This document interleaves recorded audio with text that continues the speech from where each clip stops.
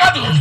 కానీ communist party ప్రయోజనాలు వ్యక్తిగతమైనవి కావు, అది ప్రజా ప్రయోజనాలు, అది నాయకత్వ ప్రయోజనాలు కావవి.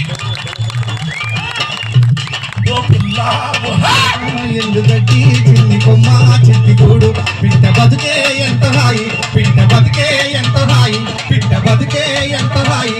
ఓ పుల్ల ఓ పుడుక ఎందుకట్టి చిన్ని కొమ్మ చిట్టి గూడు పిట్ట బతుకే ఎంత హాయి, పిట్ట బతుకే ఎంత హాయి.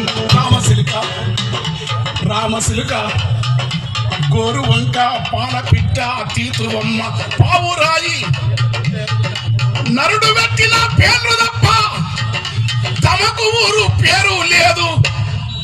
ఆ పేరు కోసం ఉనికి కోసము 50 ఏళ్ల ప్రజా కళాకారుడు గింత గింత కీర్తి కాంచరని జగనన్న ముందర గుర్తుపెట్టుకోండి. ఆ పేరు కోసం ఉనికి కోసము ఈ సమంతా రాటము లేదు. అది కమ్యూనిజము నాయన, ఈ విశ్వమే ఓ కమ్యూనిజమురా. ఓ పుల్లా ఓ పుడుక ఓ పుల్ల ఓ పుడుక ఎండుగడ్డి చిన్ని కొమ్మ చిట్టి గోడు పిట్ట బతుకే ఎంత హాయి, పిట్ట బతుకే ఎంత హాయి, పిట్ట బతుకే ఎంత హాయి. చదువు నేర్పే సాలే లేదు, బోధ చేసే గురువు లేడు. చదువు నేర్పే సాలే లేదు, బోధ చేసే గురువు లేడు. వణుకు పుడితే ఉడుకు లేదు, రోగం వస్తే మందు లేదు. చదువు నేర్పే సాలే చదువు నేర్పే సాలే లేదు, బోధ చేసే గురువు లేడు. వణుకు పుడితే ఉడుకు లేదు, రోగం వస్తే రామచంద్రారెడ్డి గారి త్యాగమైన హాస్పిటల్ లేదు. ఏమి కళ్ళ నీళ్ళు వస్తాయి ఆసుపత్రికి పోతే.